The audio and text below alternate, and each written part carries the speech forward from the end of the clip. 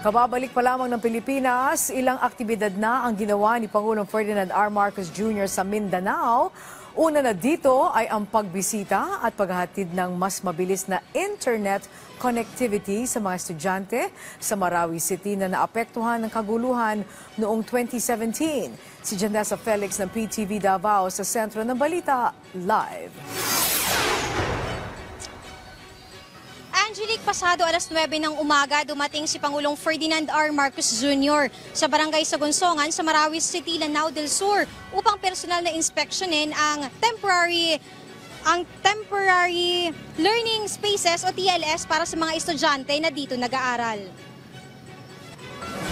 Ito ay bahagi ng commitment ng Pangulo na gawing mas accessible ang edukasyon para sa mga kabataang Pilipino. Binubuo ito ng 5 paaralan mula sa Marawi City, kabilang na ang mga apektado ng Marawi Siege noong 2017, kung saan dito muna inilagay para sa pansamantalang pag-aaral ng mga bata.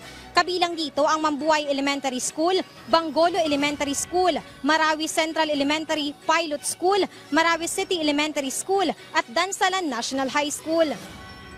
Nasa mahigit 700 mag-aaral, mayroon ng temporary learning spaces sa Marawi City. Ito ang paraan ng Pangulo upang masiguro na magpapatuloy ang suportang pang-edukasyon sa ligtas na lugar ang mga mag-aaral na apektado ng Marawi crisis noong 2017. Personal din na nasaksihan ni Pangulong Marcos ang installation ng isang Starlink internet unit. Ito ay upang magkaroon ng reliable internet connectivity hindi lang para sa mga guro pati na rin sa mga mag-aaral. Magbibigay din ng isang Starlink internet unit sa mga eskwelahan na nasa liblib na bahagi ng Marawi gaya ng Bangon Elementary School, Bacarat National High School, Angoyao National High School at Kabasaran Primary School. May dagdag suporta rin mula sa Office of the President gaya ng mga school bags at iba pang school supplies sa lahat ng enrollees sa Temporary Learning Spaces o TLS. Ang TLS ay isang emergency education initiative pagkatapos ng Marawi Siege noong 2017.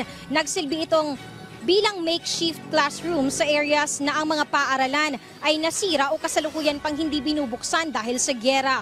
Ito ang mga modular structures o repurposed buildings na dinisenyo para masiguro ang pagpapatuloy ng mga estudyante ang kanilang pag-aaral sa kabila ng patuloy na recovery period.